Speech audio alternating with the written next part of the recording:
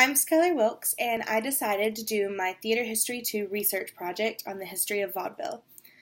American vaudeville marked the beginning of popular entertainment becoming a big business in America. Variety shows, more often known as vaudeville, were originally geared toward a majority male audiences, unlike the shows in which it developed from, these shows being minstrel shows, concert saloons, and beer gardens.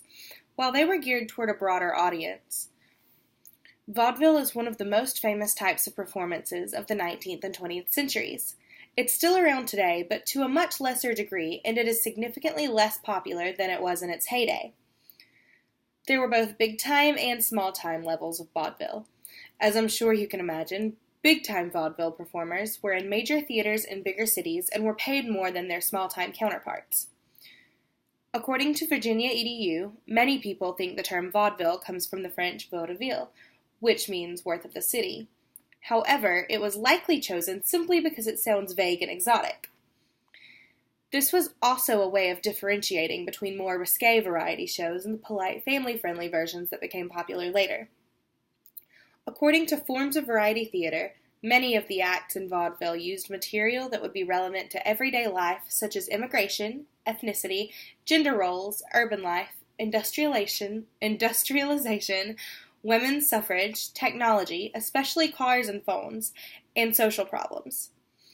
Much like our theater today, the main goal of the scriptwriter was to entertain, and the lessons would come second to this. Part of the appeal for these variety shows was simply the variety. For instance, if one act was not entertaining, there was always hope that the next one would be amazing. You're not forced to sit through a 2 to 3 hour performance that you're absolutely not enjoying because each act only lasts a few minutes, and then something totally different would go on that could potentially be 10 times more amusing. Before vaudeville got big, the most popular shows around were minstrel shows. Minstrel shows were traditionally performed by white performers in blackface. This tradition furthered the stereotype of caricatured people of color.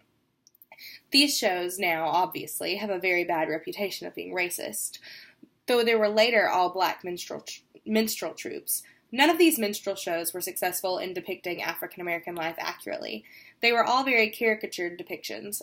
According to the theater history textbook, the minstrel shows were divided into 2 parts. In the first part, the performers were arranged in a semicircle with a pair of bones player at one end and the tambourine player at the other end. They came to be known as Tambo and Bones, and the middleman acted as a master of ceremonies of sorts and exchanged jokes with Tambo and Bones between musical numbers. The second part of the act is where the specialty acts and songs. Other types of variety shows included burlesque, which ended up evolving into the striptease style of performance that we all think of when we think of burlesque even today. There are also performances called musical revue that are basically burlesque. This was a very popular style of performance that combined skits, songs, dance numbers, comic routines, and an ensemble of scantily clad women. The title of Father of American Vaudeville is given to Benjamin Franklin Keith, who began his career working with traveling circuses and later for dime museums in New York. He later returned to his home state and opened his own museum, and when this was successful, he opened the Bijou Theater. In his theater, he banned the use of vulgar or coarse materials so that it would all appeal to women and children. Keith also created the policy of continuous performances that lasted around 20 years before the big-time theaters returned to 2-a-day performances in the early 1900s. There were many famous vaudeville performers throughout the years. Mental Floss wrote about 8 of the most odd acts of the vaudeville era in one of their articles, the first of which is Edgar Parker, also known as Painless Parker. His act was a particularly interesting one because it wasn't really an act.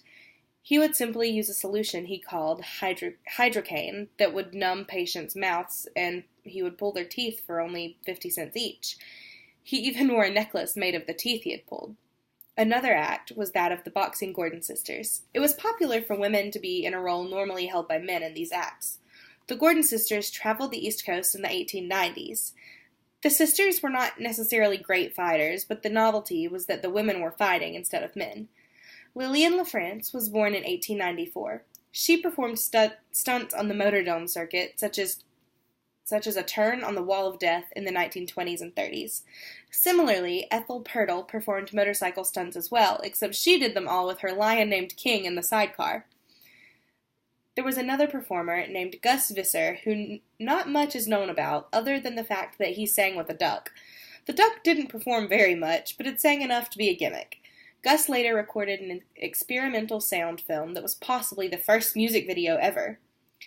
Frank Cannonball Richards was similar to the strongmen that were so popular among traveling circuses. However, unlike other strongmen, he risked injury by letting himself be shot in the belly with a cannonball.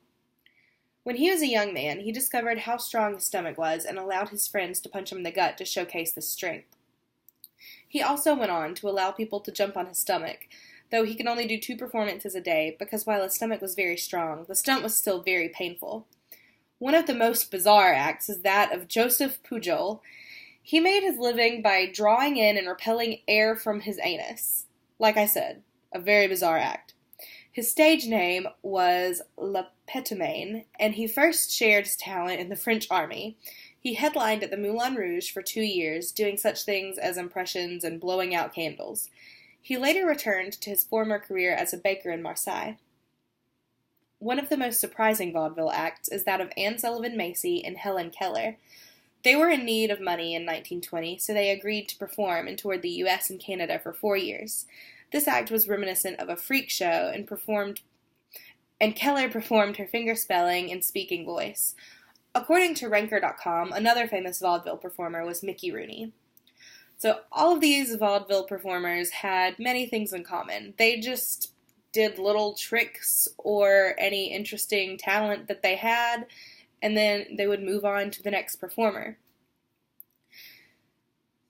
So vaudeville was definitely a very interesting style of performance that still sticks around today sometimes.